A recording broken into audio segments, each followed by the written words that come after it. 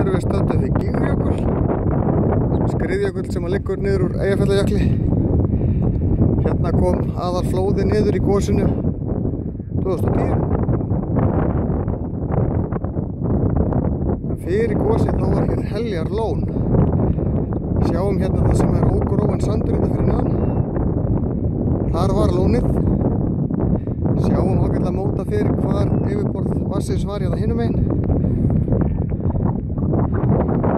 Og hér fyrir neðan sjáum við hvar